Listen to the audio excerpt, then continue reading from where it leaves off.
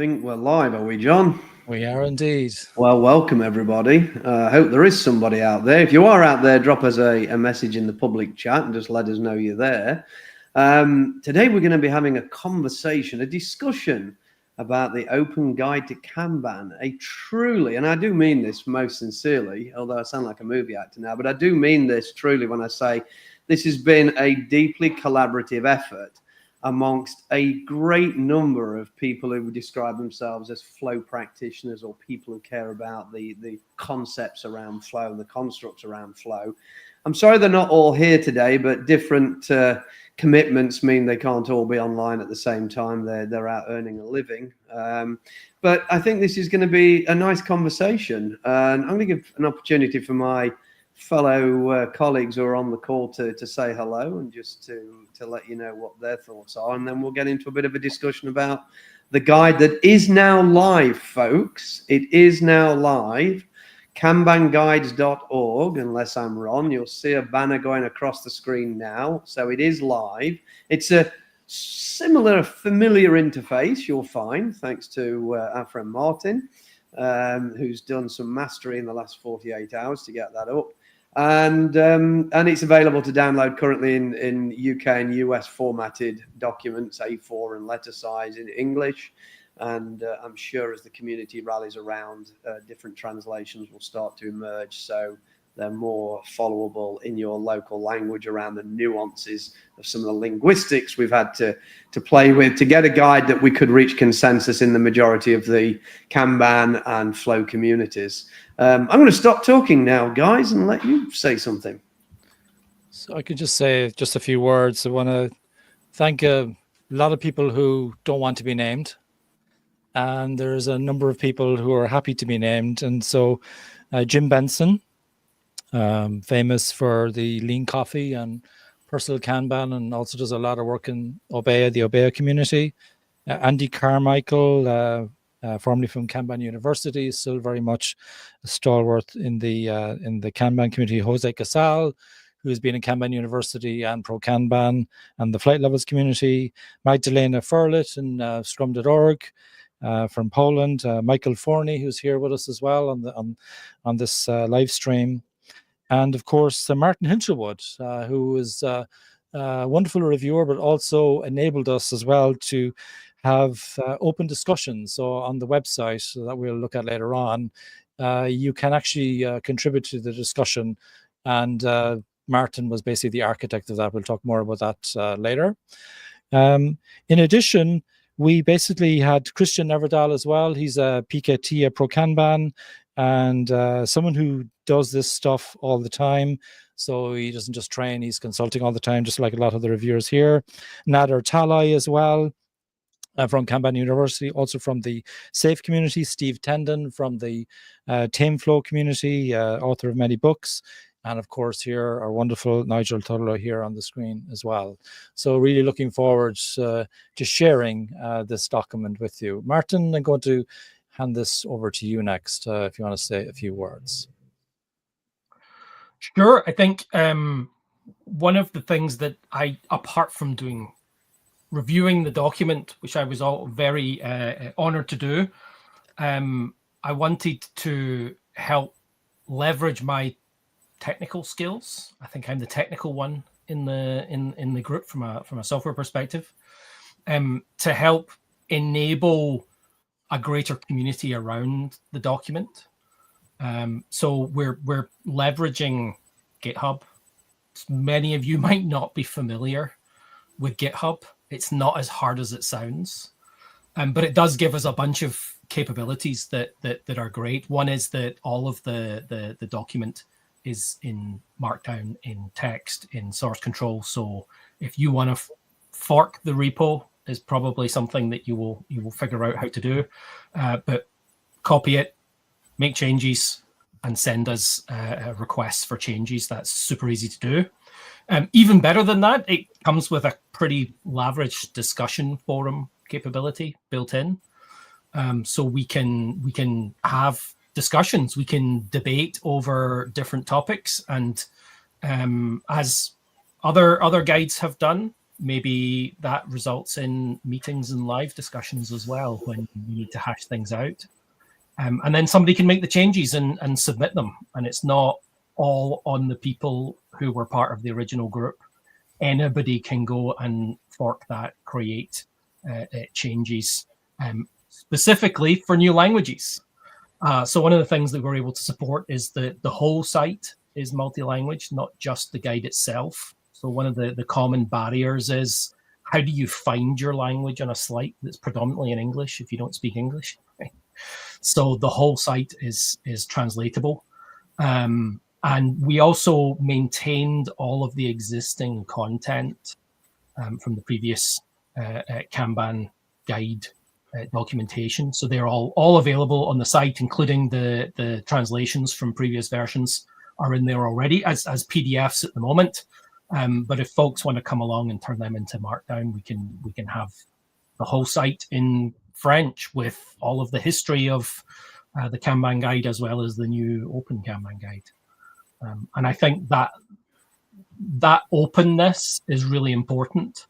It's kind of akin to open source. It's not really open source because it's a document, it's Creative Commons, it's more in that context. But the more community engagement we can have, the better I think the document will be as well. Thank you, Martin. Michael, could you say a few words as well, please? Yeah, I find passionately the fact that not being a native speaker myself, I understand that a lot of communities might struggle, as Martin mentioned. But what we've seen right when we were reviewing the document and sharing, we received an overwhelming number of requests of translations. So I think that that's a very good symptom that the spirit of this initiative, it's already out there. So people want to participate, want to help, or want to be helped finally in their own native language. So the fact that this is from the community to the community, I think it's really, really powerful. And we encourage everyone in attending the session today also to speak with others that couldn't, spread the word, and finally get a common ground to stop fighting about stuff and start understanding each other. You know, I'd like to say something on that. I think that's a key point. This stop fighting with each other. As we all enjoy the echo chamber on LinkedIn and other sites to duke it out and have a bit of fun and give an opinion and stuff. But the fact that you could bring me, I could have sat. I said this earlier when we were chatting before we went live, and saying that I could have sat on the sidelines and keep throwing rocks and calling BS on things that I had problems with in previous Kanban guides and Kanban discussions because of my Toyota roots and because of my training in the sort of TPS world.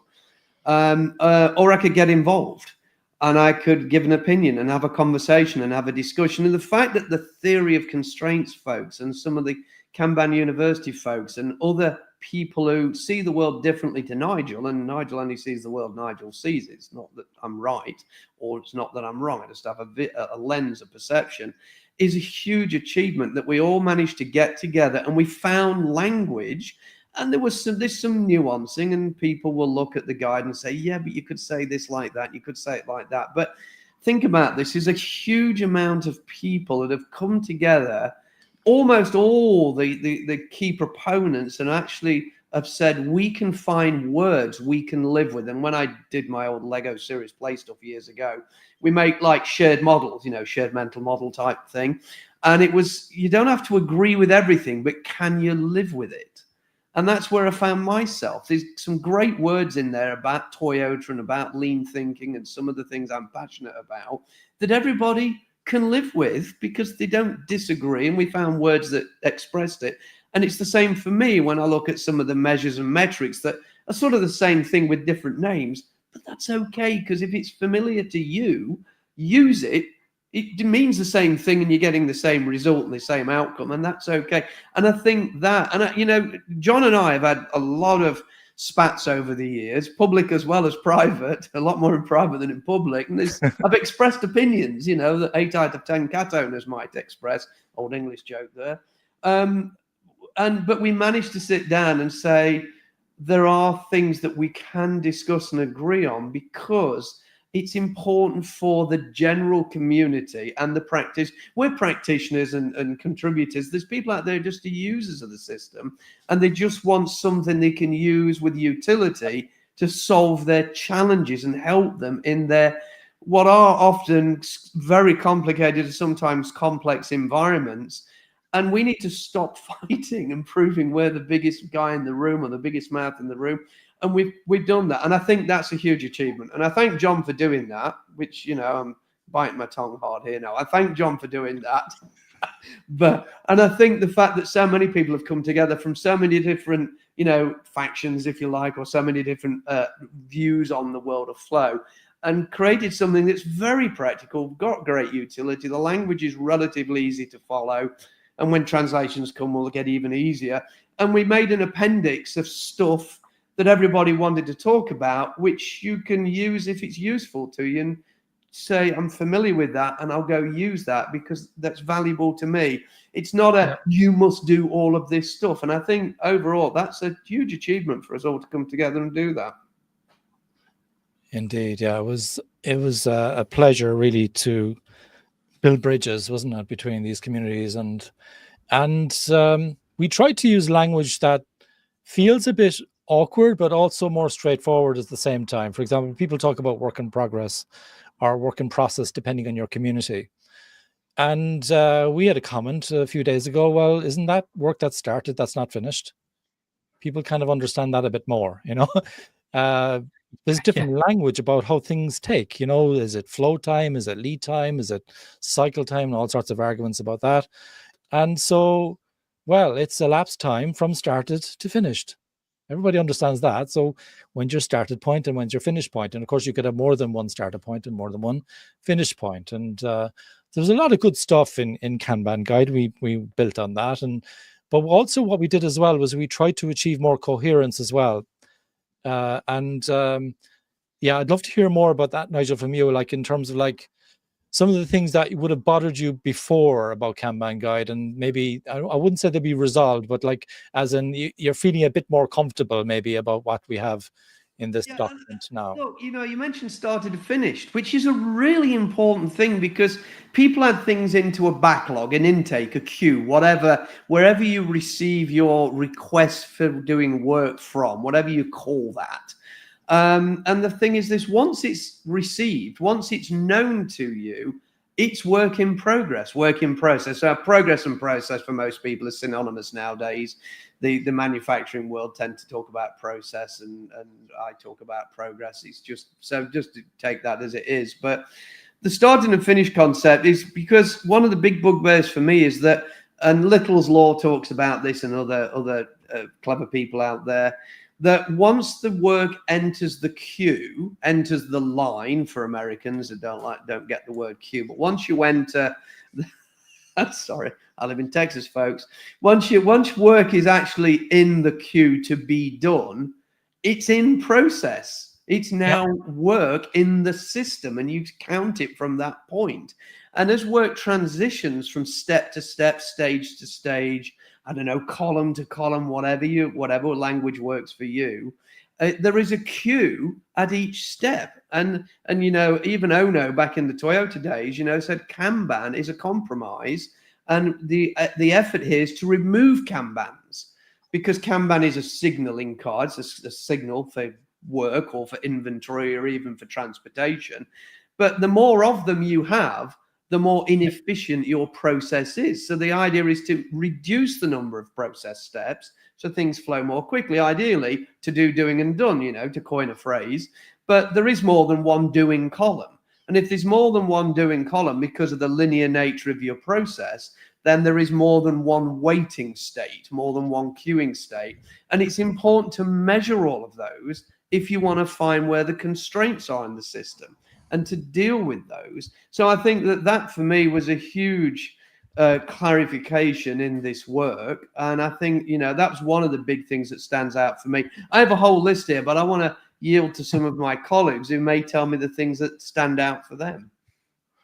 Yeah. So, Michael, what stood out for you, actually? You're one of the reviewers of this document. And What did you notice actually the first time you saw it, for example, and maybe what you think about it now? I think that something that wasn't stressed enough before was value, measuring actual value delivered. There was probably, I got it wrong myself, but it was too much about the process of optimizing the flow and not enough focus on the value delivered thanks to these optimizations. So when we talk about, and it's more on the why we do this, right? The how is very important, but the why and the feedback loop that we can trigger is essential, because otherwise we will be, as we say in my country, very good in driving a sport car right on the wall, right? And we need to drive it safely. So the value, the clarification of the metrics about value, the fact that we are there to bring value to our customer. I think that's an additional part that also could break some of those misunderstandings for those who say, oh, I don't like Kanban because it's not focused enough on value. I think it always been, but it was not so evident and clear to everyone else. So in the appendix, where on top of the let's call it traditional or standard metrics, there's more focus on these additional metrics that can be useful or not, depends. So your context will tell you if that makes sense in your context, and maybe it could be an invitation. Oh, have you ever thought about it? Maybe you should consider them, right? And another point, very, very contagious if you want, is previously you cannot even mention lead time, right? As if it was a bad word. And my understanding was, nobody gets a common agreement or what we mean by that. So instead of deep diving and try to investigate what we should mean about, we don't just mention it. It's not a metric. But the end-to-end is essential, right? So the level of detail, I think, that we're providing to the readers to choose the best definition that suits with them, with their situation, where they want to achieve. It's giving this guide, in my opinion, more an holistic view. I would agree, Michael. I think it's given it huge value. And, I was just scanning down as you were talking, and because of that appendix, which has a lot of conventions and additional measurements in there that, as you say, people can use in their context, whatever works for them. But the whole definition, we found ways to make things that people argue about simple to understand. And one of them, for me, favorite one was stable system. Because we talk about system stability, and we can all argue about what is a stable system, what is a cause of instability, and how to measure that. And then, trust me, I got loads of opinions on that. But as we said in the guide, put simply, a system that can consistently meet the demand placed upon it. I mean, to me, that's a stable system. I mean, in Toyota, people would agree with that, and most other people would agree. If we're meeting the demand and the system's function, it's stable. Can it be improved? Probably 100%, but it is stable and so things like that really, really help me to support this. And of course, as John's showing on screen now, tack time is in there, and I pushed for that, and you guys all said this was okay, and the language was consensed. I'm not going to beat this in this webinar, but the fact that was there, so people who are familiar with that or people who are unfamiliar with it can go look, probably go, I want to learn a bit more about this. But it gives them an opportunity now to do their independent research and be introduced to terms that might be useful, or people who know them and choose not to use them. That's okay too, because it may not fit their definition of workflow. And I think that's a key thing. John, I might invite you to mention that, talk about the definition of workflow. Yeah. Because I think, and that, like the definition of value and the definition of workflow, I think they're two really important concepts, irrespective of the rest of the content that everybody really needs in a working environment, John. Yeah, I can certainly talk about that. So let me just share the section. So very much in keeping with Kanban guide, we were thinking in this guide, we talk about not just coherence with what was happening before with Toyota and so on, but also everybody talks about, outcomes and all that kind of stuff. And of course, a lot of people would say, well, the quicker you deliver outputs, the quicker you get outcomes. And there's truth in that. And actually, there's a kind of a thinking error in assuming that it's all about outcomes, because if you're too slow with those outcomes, you're dead, right? So this guy is trying to get that balance right about how do you optimize your flow, and how do you get that balance right between efficiency, effectiveness, and predictability. And so in your definition of workflow, when it's visualized, that's essentially your Kanban board. And you could have more than one definition of workflow on your board as well, which is fine. You might have multi-level systems, or you might even have different item types that have different workflows. And so that's okay. You can visualize that if you want to. And so we're saying, well, what are the units that go across the board? If you're in the software world, you might be using user stories or something like that, or bugs, or tech debt, things like that. If you're in a marketing world, you might have different types of campaign going on, and so on. And then depending on the item type, you'll have a started point and a finished point. So when does the clock start and when does the clock finish? And for some teams, it's like when I took the work in. For other teams, it's not when I took the work in, it's when I actually started doing the work. And I don't personally like that, because that's not very customer oriented. Because maybe you've been thinking that you were only working on for 3 days. Yeah, but we told the customer 2 months ago we started. They think it's already started. So you could have different clocks running, doing different elapsed time clocks, start to finish, and so on. And so we tried to use different language. Yes, we appreciate a lot of people are using work in process, work in progress, and so on. But essentially, we're talking about work that's started but not finished. Started according to your started point and finished according to your finished point. And that can be wherever you want it to be, basically. You need to say how work in progress is controlled. And we were very nuanced about this subject, actually. We had lots of debates about this, because in essence, if you think about it, when you're using work in progress limits, essentially you're just trying to contain the deluge of work coming in to the system. And are there other ways where we can really genuinely create pull, where when people ask for stuff, we actually do the work? And when people actually start work, when they've actually got the capacity to start it, I often see people saying, oh, I'm going to start that today, boss, and they put it into in progress, but they can't start it because they're working on something else. So like, bring it in when you're ready, when you've actually got capacity to work on it. So little things like that. We talk about that. We talk about different ways that you can control WIP as well.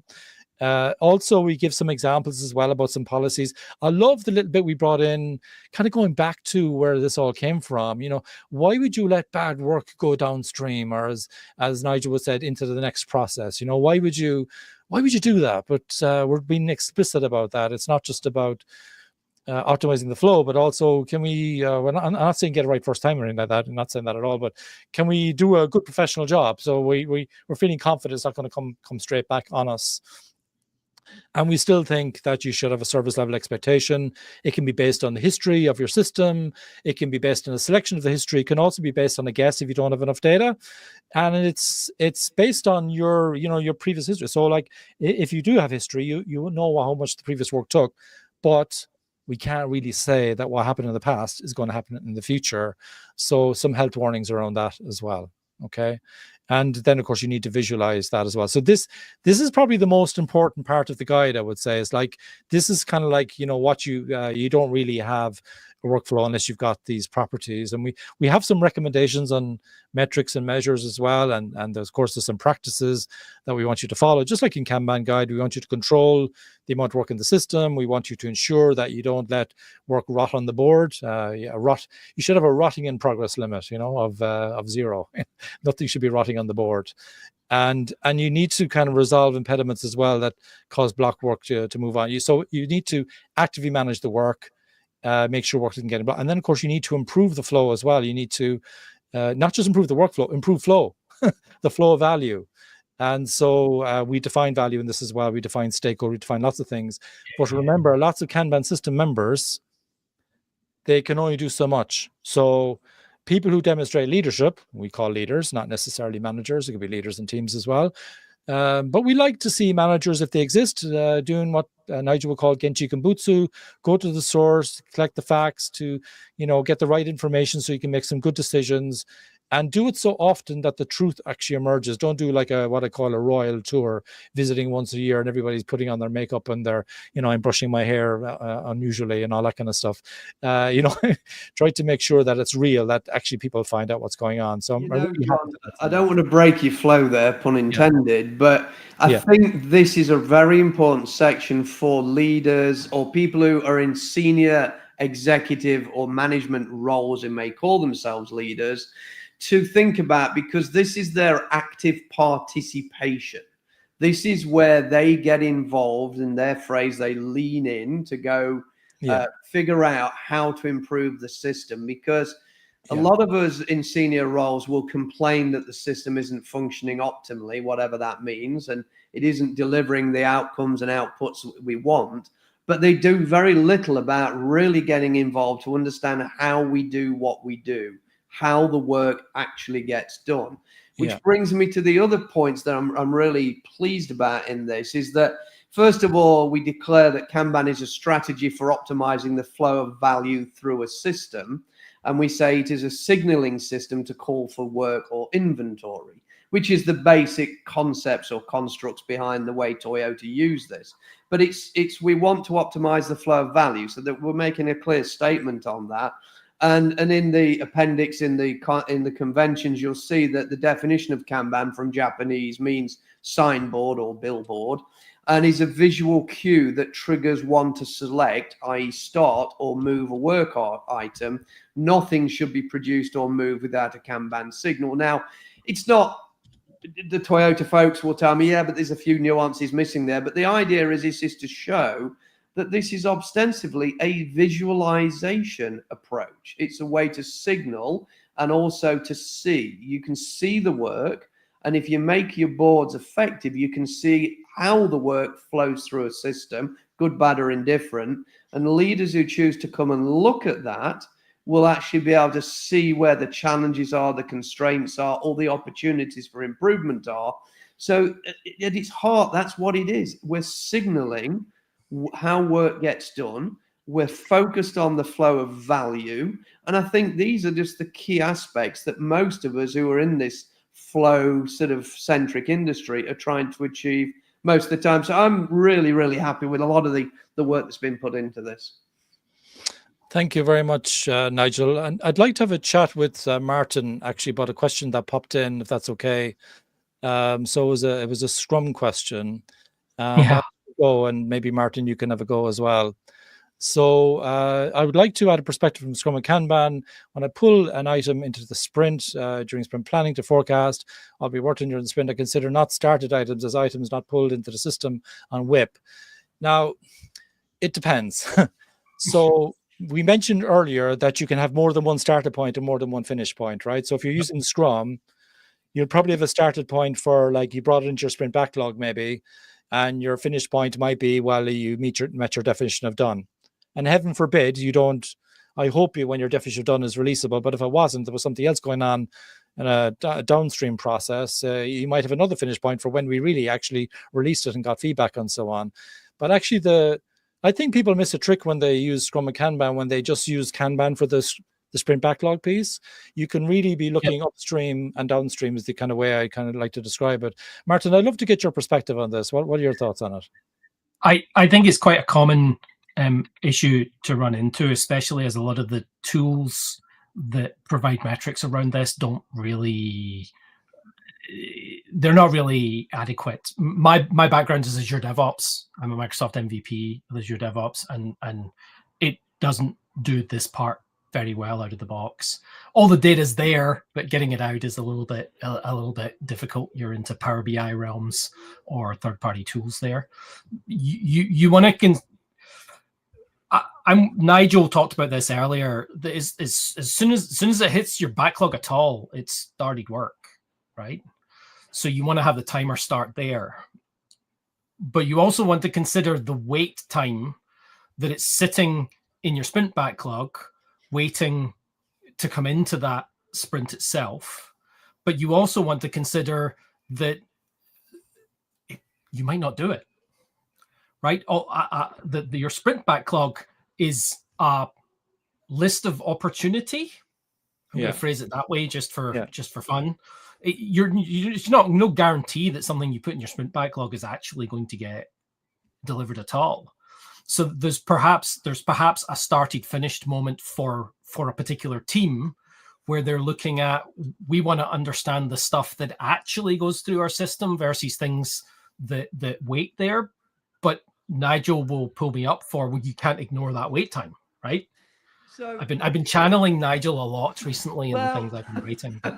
Yeah, Martin's even built a Nigel bot, I believe, but I don't know why you would do such a thing. I have a ChatGTP Nigel bot that allows me to ask it questions. It's a really good point, and this is where the design of your workflow, i.e. your board, your visualization, becomes important, because is this prioritized work we're expected to work on in the near term?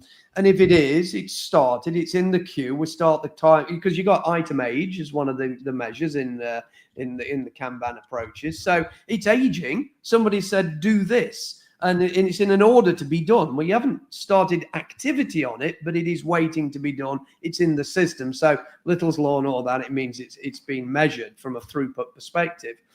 But so we need a way to distinguish this from all this other stuff. Now, in the old days and days of yore, I still have a column on my board behind me that says Icebox. It's stuff I had an idea about that I'm not actively working on. It's not really in a queue. It's not been processed or prioritized, but I don't want to forget I thought about it. So I put it in this cold storage so I can go look at it occasionally and go, where am I going to move that? Am I going to prioritize that? Is that going to become a thing? So I think it becomes the decision of the people in the system to, and that's what it says in the guide anyway, to determine how best to handle that and how best to measure the work. The problem with it, with an ever-growing backlog, and a backlog is never ending, it's always growing, it's, people can add to it, as Scrum will tell you, is that when, it just you get to a point where you just got this infinite queue of work. And if you look at the Kingman equation, and again, theoretical mathematics and stuff, and I'm no expert genuinely on, it says, if you start to add things to the queue and you start to overutilize the people, which is another thing we deal with in the guide about WIP limits and what they're actually meant to do, is meant to prevent overburden. So not meant to max out your capacity, because if you max out your capacity, the queue eventually becomes infinite. So new things coming into the queue will just never see the light of day, or will take eons to see the light of day. So people who start to practice these things need to look a bit about queuing theory, think about the designs of the boards, think about how things are categorized, and then measure the things that make sense in your context. Yeah, I just want to add to that the way the system is also a lens that you look at the work through, right? So there's the system from the perspective of potentially this group of people doing the work that might be your Scrum team, and what they care about is when they actually bring it into their sprint backlog and they're going to start it. That's what they care about. But then you've got product management who are looking at the wider system, looking at, well, the customer asked for it here, and we're delivering it to them to production all the way over. Oh, I'm not in the view. All the way over here. And they care about that time, but the Scrum team's time is only this small piece of that. So ideally, you want to broaden their story so that it's part of the better story, but you've got the realities of where you are, right? So I think it's a great question, and I don't think it's just a Kanban guide for Scrum teams thing. It's just a Kanban thing. It's the holistic flow thing, and all the Kanban guide for Scrum teams is really trying to do is take these ideas around flow and give you perspective on them within the context of Scrum. And Scrum itself has that narrower focus in general, right? From a guide perspective, it has that narrower focus on just the Scrum team, not the wider organization, although we do often widen it out.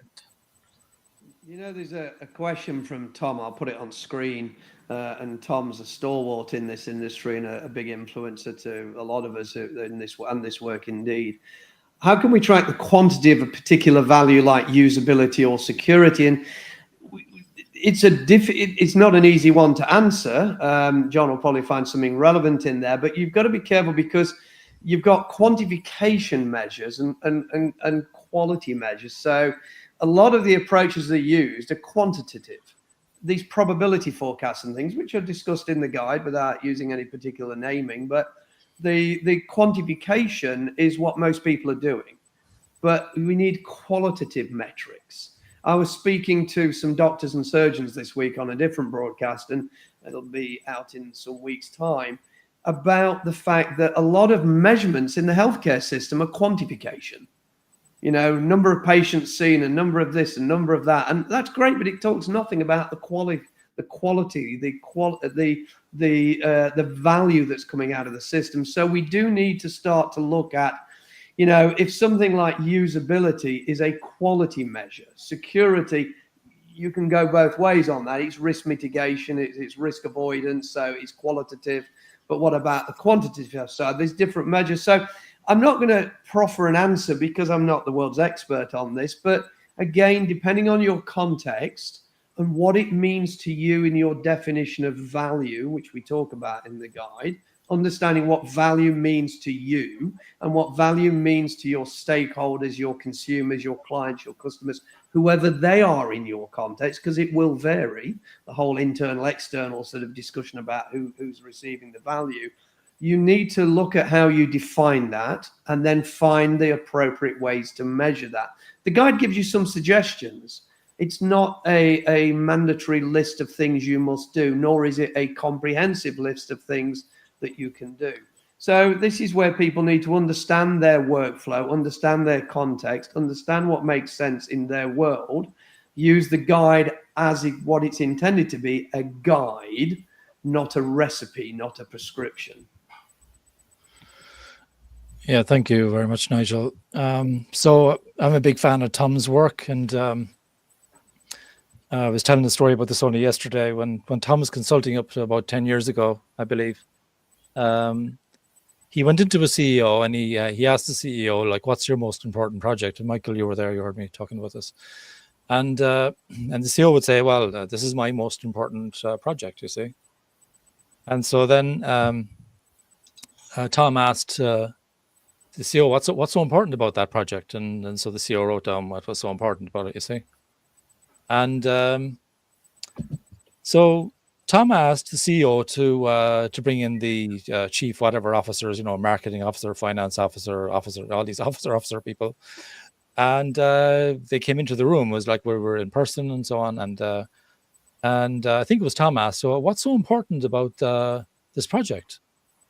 And could you write down, please, what's so important about it? And they all wrote down something different.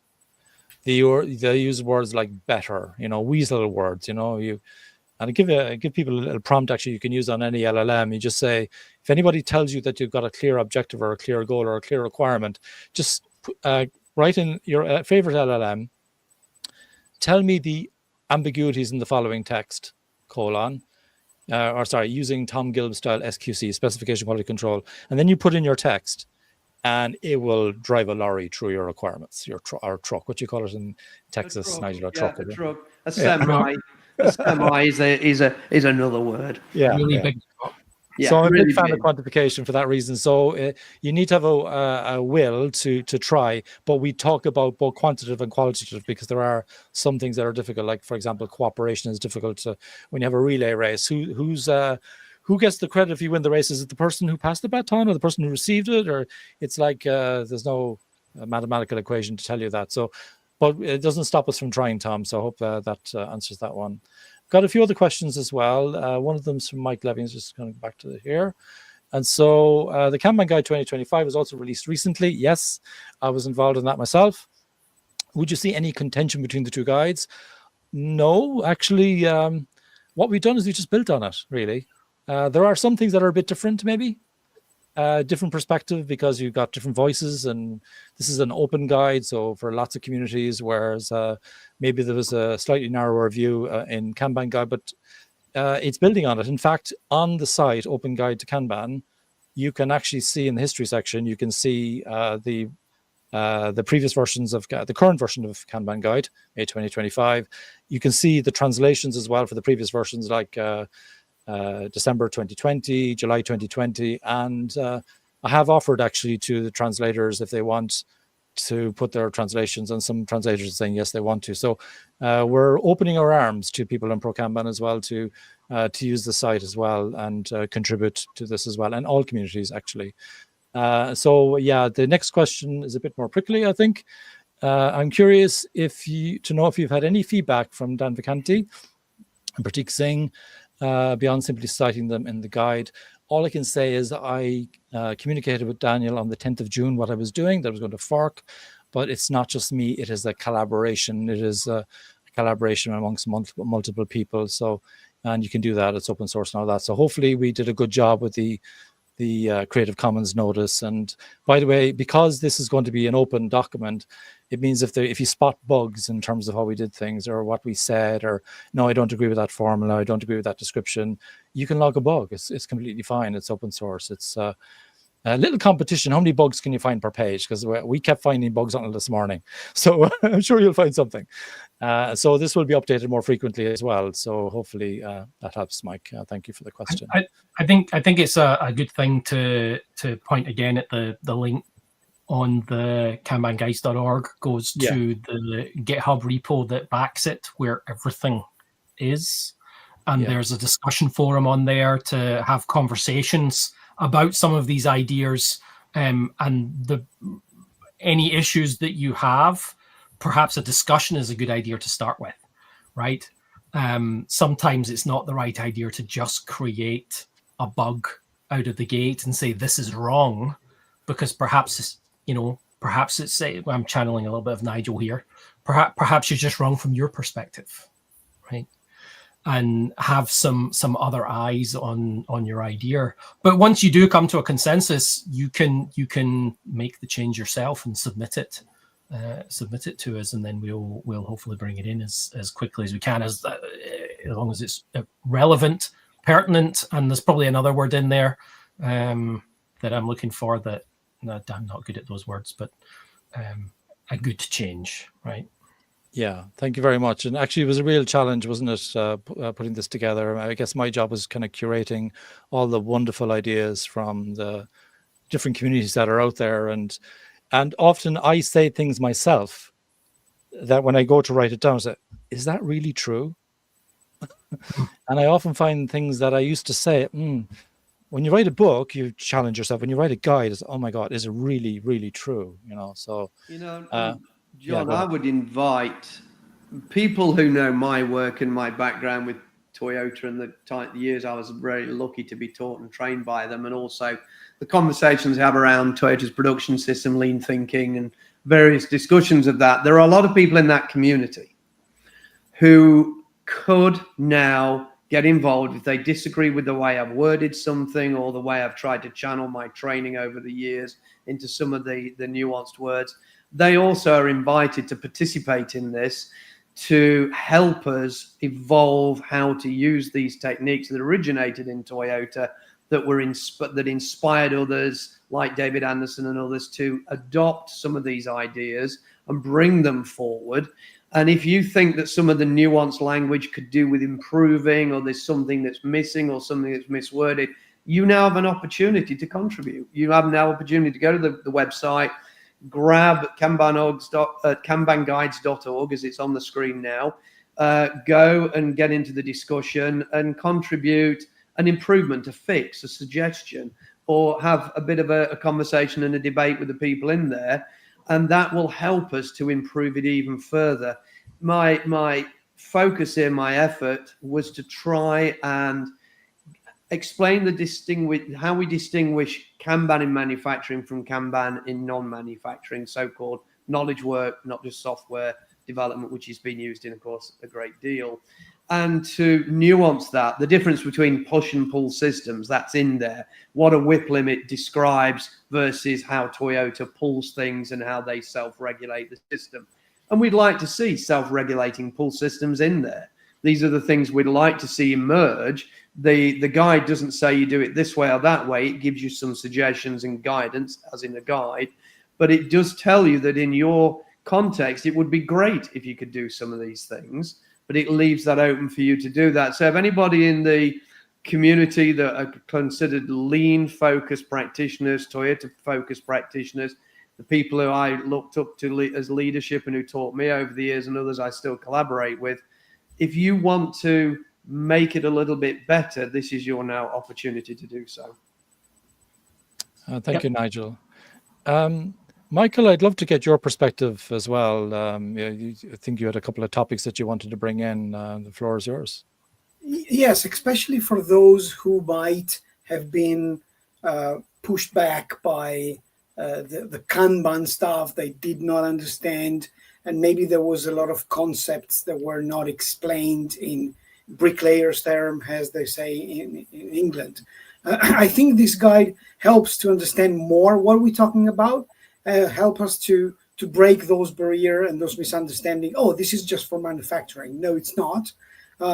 Takes a lot from that, right? It's an important DNA. But what struck me probably from the first reading was that part where it's written, you don't need to start with everything, but if you don't know where to start, at least start from here. So the starting point, right? A lot of people struggle in getting things perfect before even starting. Start where you are. Start making a difference, right? Start reducing by 1 day your delivery time. It's already an improvement, and move on from there, right? So the fact that this guide helps you also to orient yourself in a world that might seem, and that's my personal opinion, slightly from the academia, difficult to understand, not for me, or stuff like that, probably will bring more people to give themselves a chance to read this, to understand it, and scratch your head and say, you know what, I can grab some of this stuff and use it to make my team's life slightly less miserable, right? I'm not saying making their life perfect, but when I introduce flow in with my teams, and I'm blessed to work with humans, not too much AI at the moment, but I think they need more simplicity than complexity. They need their life to be simplified. So these concepts can resonate very well with their day-to-day experience. So when they see something, right, when they visualize their work, especially in the scenarios where we're in, they're not lucky enough to be in the same room, right? So having a board that tells our common story is essential. And if you don't have a visual radiator that is telling what is happening and is not triggering the right conversation and does not help you to monitor what's happening, how can you expect people to deliver value or to understand what not to do to work, right? To maximize the work not done, intercept waste before it becomes waste. All the concept that people that come from the lean and the Kanban might find a second nature. But for some people, it's brand new. Oh, really? Right? These simple things that make big changes. It's something that not just in the academia, not just in the training, but in the actual activity as consultants that we try to make people's life much better. You can really find, I wouldn't say solution, but definitely tools, and not just one hammer for everything, right? Different tools for different scenarios, depending on where you are. So I think that's something that might struck, and I would encourage people to give it a read and find something useful for them. Be a little bit selfish, if I may say so, right? Help your people take in what works for them. Thank you so much, Michael. And I saw another question came in as well about security, about what do you do about, for example, information security and risk, right? So one of the things that I love about Tom's work is it's almost like you're starting with who. We've all seen the video Start with Why, the Golden Circle and all that, and there's some elements of truth to that, and there's some elements of questionable, but I still find that a useful video nonetheless. It excites people. But really, I think for me, it's about who. Like, who are our stakeholders? And we define stakeholder. It could be internal, external, customers, end users, decision makers, governance people, whatever, right? And we've got these stakeholders, and each of them has expectations, and they've got limits as well. Like one of the stakeholders might actually be the law. Actually, we often say, "Oh, it's the lawyers." Well, actually, that's what Meta thought, and then they got a 10 billion euro fine from the European Union. You know, so the law is the law is the law. So, like, who are your stakeholders? What do they expect? What are their limits? Which stakeholders are more valuable than others? And people will often tell you, "Oh, I want a secure system." And you know what? Having a secure system, I mean, even this website we have today, making that 100% secure, do you want to know what the cost for that is? It's infinite. Infinite. So do you have an infinite budget? Because I don't. This is a collaborative exercise, right?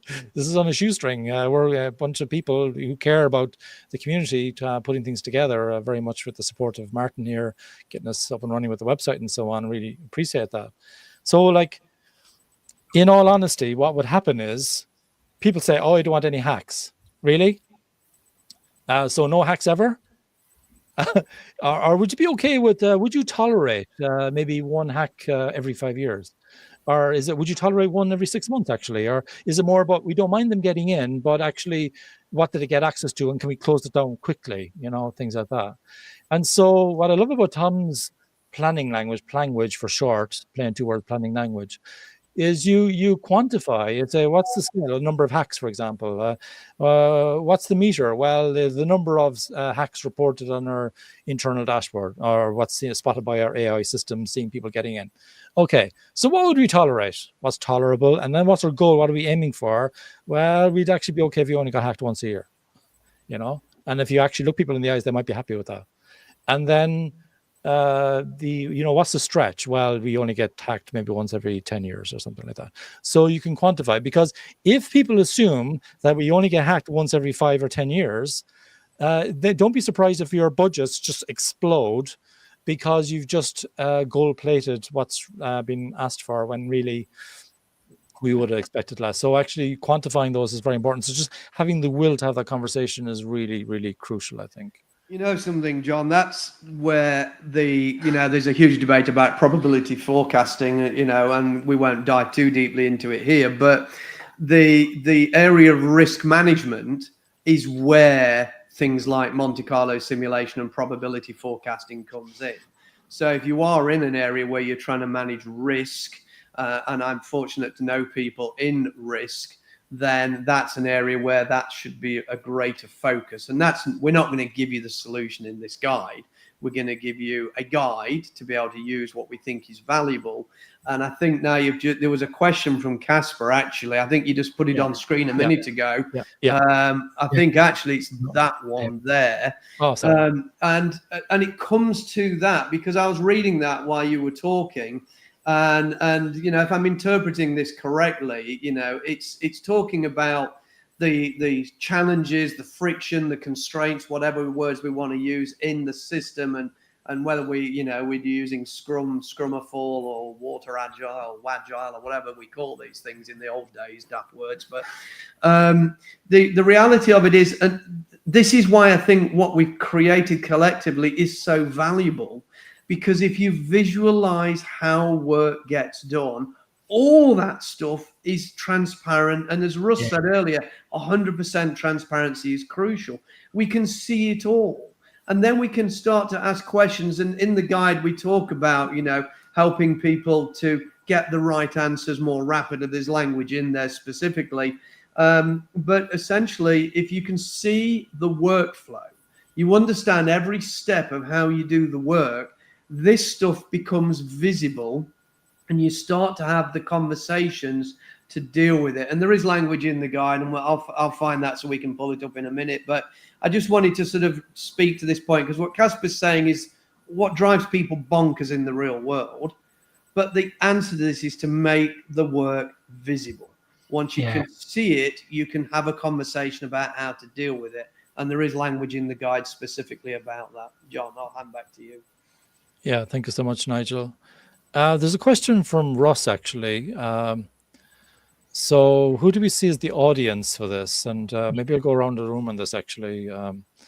I'll go to Martin first, then to Michael, and to Nigel, and I'll give my own comments as well. But curious to hear your answers, folks, because we're all from different walks of life, so we have different perspectives. That's the whole fruit of the collaboration, really. The different perspectives. I'm very curious to hear your answers. Martin, what's your perspective on this? Yes, unprepared response. I think that in general, for me, the guide is a tool for practitioners to help them engage with other people. I think it's definitely a tool for everybody, right? But I don't think it's discoverable for everybody, because how do you find it if you don't know it's there, right? And if you don't know that flow is your problem, and most people and most teams don't know that flow is their problem, they don't understand what flow is. They don't understand there's a whole mathematical thing around flow that's not just making shit up. It's actually understanding mathematically how work flows through your system. And I feel like that this is a great guide for practitioners to use and reference.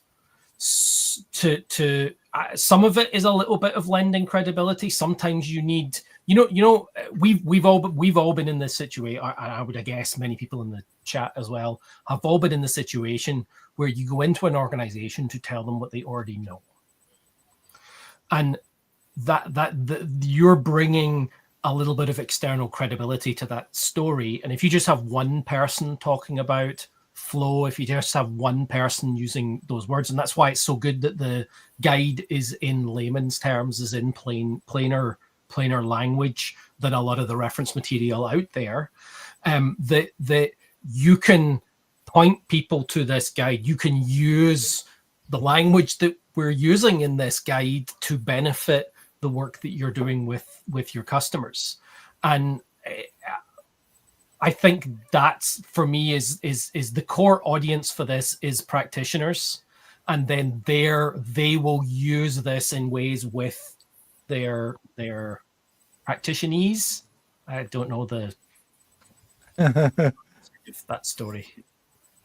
Thank you, Martin. Yeah, Michael, what's your perspective?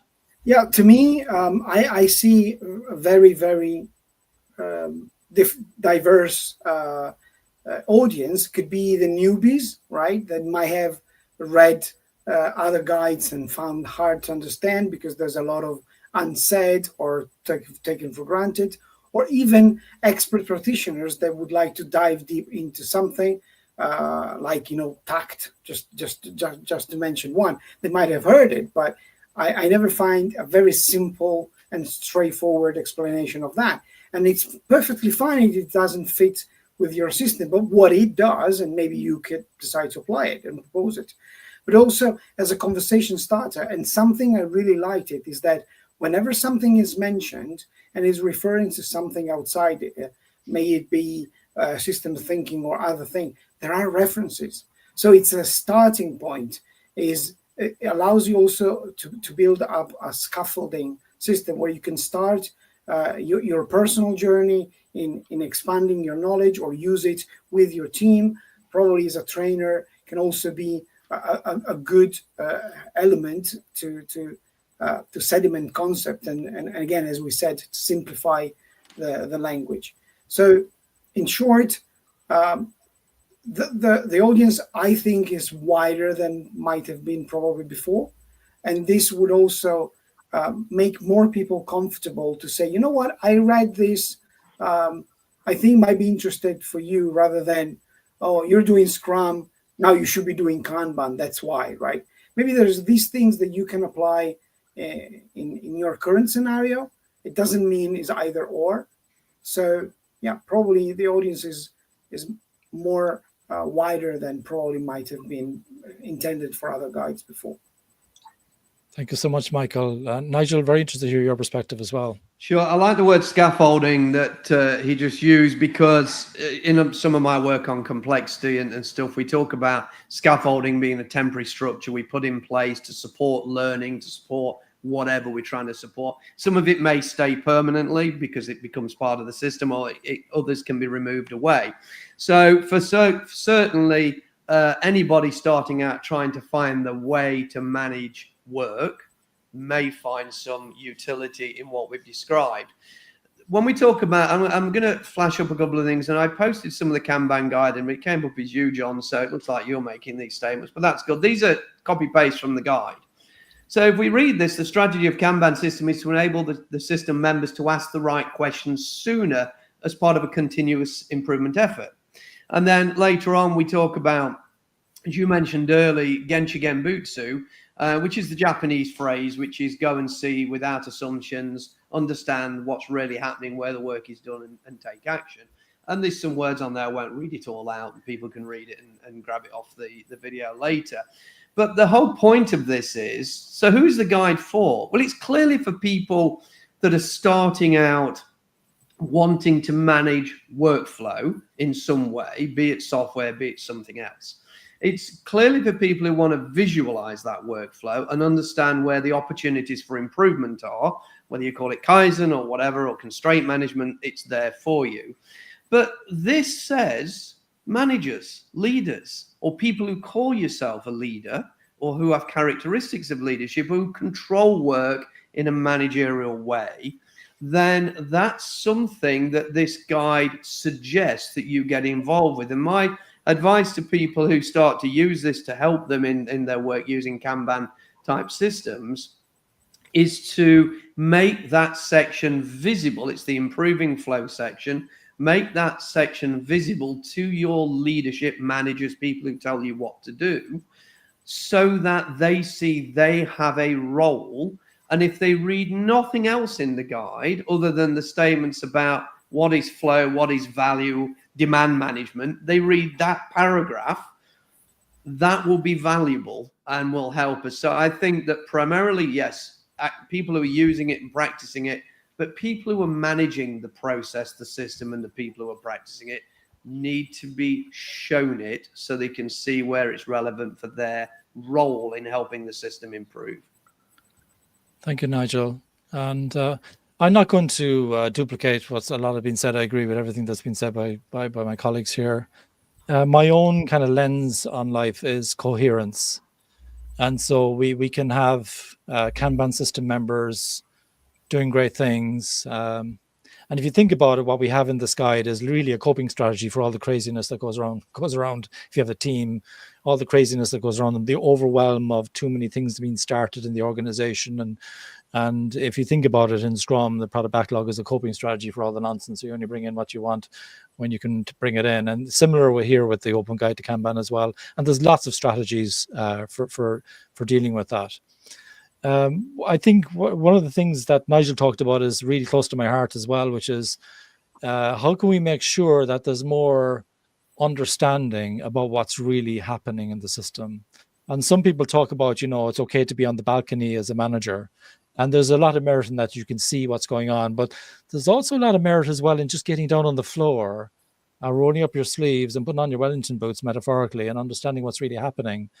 Because you'll often find that you're asking the teams, saying, I want more, I want it now, and I want the quality up. But actually, is that coherent? And so this guide is trying to do a couple of things. It's trying to help people who are not in any of the existing Kanban communities or flow communities. They're not even aware of this. They think Kanban is when you don't want to do anything else, you just visualize crap on a wall. Forgive my language. So we're trying to say, well, it's not that actually. It's there are some minimums. There's not a lot that you have to do in this guide if you're going to use Kanban, but we're trying to say, well, actually, this is what we really mean, and we're trying to reach beyond.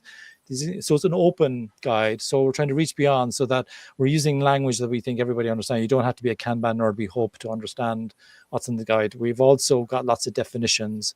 And if you disagree with anything, of course, you can debate with us in the discussions, and we can do a follow-up and so on. So for me, it's about coherence. So what are the Kanban system members dealing with? Also, if there are managers, is what they're doing coherent as well with what's going on in that. Exactly. It's not just a board full of post-it notes and Jira and so on. That's not really what we're talking about. It's about having a balanced system, or a balance between capacity and demand. And we've got lots of suggestions on how we deal with that as well. So yeah, I also want to bring some attention as well to some of the people that we'd like to acknowledge as well, because This is a fork of Kanban Guide May 2025 version, which I was involved in, of course. And there's many people who were involved in all of these different versions in history and so on, and they deserve credit. A lot of them don't want to be named, and I understand why. But there are some people who were happy to be named at the time. For example, the July and December 2020 versions of Kanban Guide.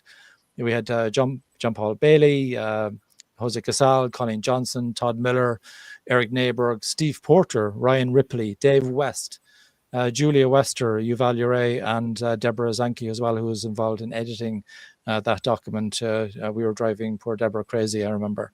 But it was really cool working with Deborah, and very grateful for that. Then we have the May 2025 version, where there were some additional reviewers, including, for example, Magdalena Furlit, Tom Gilb, Colleen Johnson, Christian Neverdal, Pratik Singh, Steve Tendon, and Julia Wester. And we had more reviewers than this, but the people who were happy to be named for the Open Guide to Kanban were Jim Benson, Andy Carmichael, Jose Casal, Magdalena Furlit, who said hello to us earlier, Michael Forney, who was here, Martin Hilscherwood, who was here. Christian Neverdal is at a Guns N' Roses concert, and I think that's a good decision, much better than being here. But he would love to have been here today. Nader Talai as well, who's been a mentor of mine. Actually, he reintroduced me to Kanban, believe it or not, in 2015. I kind of dismissed it a bit, 2010, 2011, thought, yeah, whatever.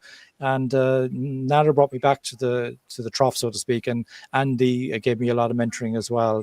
So very grateful for their putting me on the right path. Steve Tendon, if anybody remembers during the pandemic, all these live streams, everybody was bored. I was doing loads of live streams, and I think we did 10 hours of video with Steve Tendon and Nigel, who's here as well, of course, and many other people, many influences, people who probably don't want to be named here at all, probably fed up that we even named them. Oh, how dare you? What we're saying here is, look, people who are acknowledged here do not necessarily agree with what's written in this document, and that's okay. We still owe them a massive debt of gratitude, and we're very, very grateful to everybody who was involved. It was a very, very intensive review the last few weeks. I think it's been about 3 weeks that we've been working on this roughly. You know, John, I think it's an incredible achievement to get Steve Tendon and myself in the same document agreeing. So I'm sure go on. And it's open, so anybody can come and disagree with us and submit their suggestions, discuss, collaborate with everybody else, and figure out what's next. No, I agree. John, I think we're at that time. We are indeed. Yeah, just one comment on Casper's things there. So he said Kanban's evolutionary. Yes, that's its bias. That tends to be its natural stance, but that doesn't stop you from doing big changes. So if you're in a situation where you have what I call layer cake teams, if you're an IT back end, middleware, front end, dependency hell, all that, maybe you realize after a while, maybe we need to restructure. So like we're saying, you might need to do that. Depends on your school of thought and so on, where you come from. There could be other things as well. Maybe the performance management systems need to change. Maybe the finance systems need to change because the way we're budgeting and so on. So we're kind of hinting at that as well in this document. So it's actually not all small changes. So we think actually we could use Kanban for doing something much more as well. So yeah, thank you very much, everyone, for joining in the discussion today. I think what I'd like to do now is go around the table for the final words, and I'll start with Martin again. Poor Martin's always getting stuck the first time. Then we go to Michael and Nigel to maybe close us out today. Thank you so much, gentlemen. Martin, over to you. I want to reiterate just based on a few of the comments that Kanban and Scrum are not at odds with each other. They are complementary practices. They work together really well, and you may or may not like Scrum, right? That's perfectly okay. But they definitely, I don't have a single Scrum team I've ever worked with that I don't also recommend looking at and using flow metrics and flow monitoring and understanding your flow. And I think it's great that if you want to translate the guide, if you want to be involved in that process, not just making changes to the guide, you might not have anything you want to change, but you want to contribute in some way. Perhaps you could try out translating the guide into another language, and perhaps you could just participate in conversation and discussion. If you don't see the conversation, if you've thought of it, like writing a blog post, right? If you've thought of it, probably somebody else has got that problem too. So ask that question and collaborate on figuring out what works well. Thank you, Martin. Michael, over to you, please. Yep. For me, I think is an invitation to start the journey. That's not the end of the journey. That's the start of the journey. Even if you think you're an expert, even if you think you've discovered everything, this gives you a fresh reread, and you can validate your thoughts or question them, introduce a little bit of value, and maybe thinking out of the box is just for software. It's not. It's for systems. And the people go back into, right? What I really love about Kanban is that you ask people to make those changes that can improve their own life every day, right? Make that change, be vocal, observe. That's why transparent 100%. So if you see something that doesn't look right, raise your hand and let's change it together. So the human side to me, I think, is very, very important. So the journey and the human side. Thanks. Thank you so much, Michael. Nigel, over to you, please. I've said so much on this broadcast, but I think that this is an invitation for people to participate. I think it's an opportunity for them to learn things. I think it's an opportunity for them to apply some of the thinking, and ultimately to understand that all we're trying to do with flow, as it says in the guide, is to foster a smooth and balanced system to create value. This will help you in that direction. Thank you so much, Nigel. Really appreciate you coming on today, and thank you everyone for who contributed to the document. Thank you for all your comments today. Martin, thank you so much for getting us set up on the website. We were on the website a lot today, weren't we, Martin? And Martin's been doing lots of things in the background. Absolute hero. Thank you so much. You always ask me just in time. Yeah, sorry about that. We were still finalizing the document this morning. Okay. Yeah. So, and Nigel, thank you so much for being willing to collaborate. Yeah, our conversations haven't always been easy, and yeah, a big respect to you for finding a way to work with us on this and to find a way to help people, actually. And there's lots of arguments going on social media, but we can get together sometimes. We can agree on some things, can't we? And we can find a way to help people. And really appreciate the coherence that you brought as well from a Toyota perspective, and the challenge that you gave us as well during this whole collaboration as well. Really appreciate that. And Michael, your reviews all the way through this, as detailed as ever. I really appreciate you. You helped me as well with a recent guide as well, and this one, your feedback's been phenomenal. I really enjoyed, by the way, working with Michael on retro Lego Serious Play. Anytime I do a PSM class for Scrum.org in London in person, Michael turns up, and because Nigel was talking about the Lego earlier, so that's why I had a Freudian slip. So Michael turns up and does his thing, and it's amazing, and he helps my training to get better, and he's helped me a lot actually over the last couple of years. So really, really appreciate it. And for everybody involved, the document is there. It's for you to look at, and we hope you enjoy it. And if there's anything that you want us to improve, please let us know. It's collaborative. There'll be lots of discussions. Sometimes there'll be a little bit too much noise going on, because remember, we're people who have a day job as well, and this isn't being funded by some major corporate or anything like that. This is like just a few people getting together. We'll do the best we can. Sometimes what we do is we write long form articles to just try to make sure that when we're having debates about things, that we're talking about the same thing. And we invite people to calls as well. So when we feel there's a little bit of friction going on, we'd like to set up some Teams calls or Zoom calls or whatever to whatever platform you're using, so that we can kind of understand your perspective more, because sometimes that gets lost. Nuance gets lost a bit sometimes.